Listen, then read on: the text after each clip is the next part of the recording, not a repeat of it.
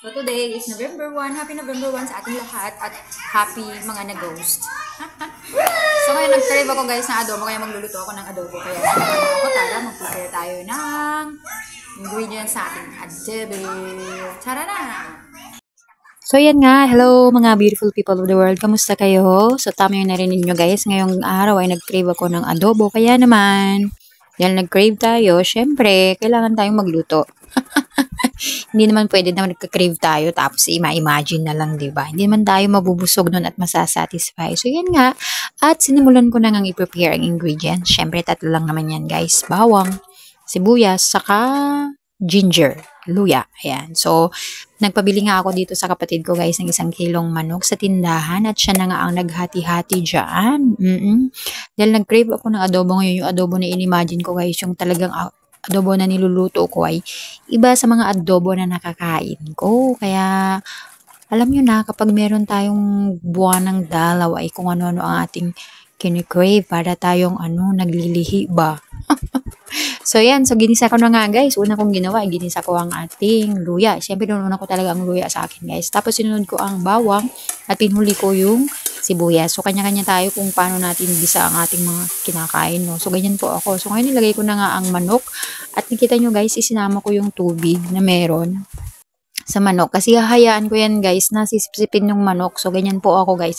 Hindi ko po siya agad nilalagyan ng tubig kasi papasipsip ko muna yung unang tubig dyan sa manok.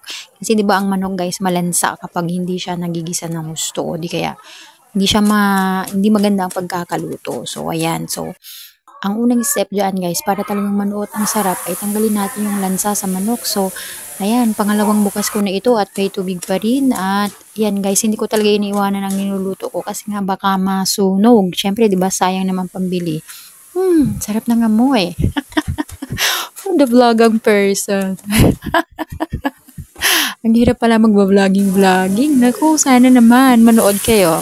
Thank you in advance. So, ayan, pangatlong bukas ko na nga, guys. At tingnan ko, nagmamantika na nga yung manok ko. Kaya nakita nyo kanina, konti lang yung mantika nilagay ko. Kasi nga, diba, ang manok, guys, kapag malapit na yan maluto, magmamantika talaga yan.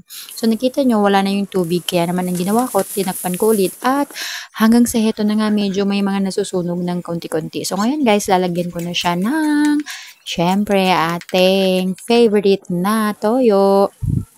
Syempre, hindi naman magiging adobo yan pag walang toyo, di ba? Sinabay ko na rin ang suka. Sa mga nakikita ko, guys, ang suka nila, nilalagay nila sa panglas. Pero para manuot talaga yung lasa sa akin, sinasabay ko na siya sa toyo. At saka, yung sinasabay ko na yung suka. At heto na nga, nakita nyo yung tsura. Sa pagiging maputi, ayan, naging na siya. Kulay toyo. Ang hirap mag voice over, ano ba yan? So, heto na nga guys, ang adobo. Finally, ito yung gusto kong adobo talaga guys. Nagmamantika siya.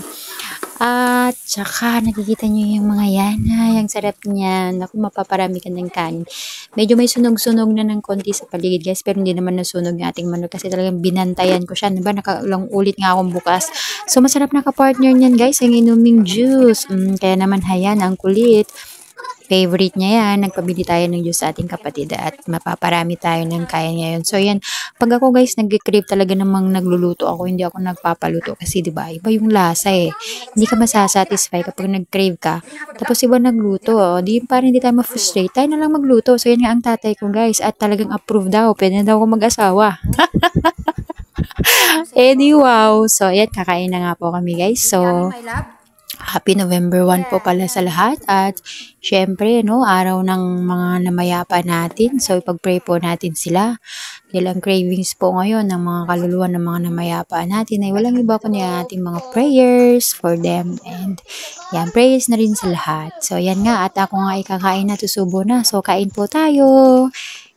Ba talaga naman at napapayami tayo. So, ganyan po ako mag-crave guys. Ako talaga nagluluto ng mga gusto kong kainin. So, thank you nga po pala sa lahat ng mga nanonood ng mga videos ko at videos namin ni Kulit at videos ng buong family namin. So, God bless everybody. Be safe po and happy long weekend po sa ating lahat.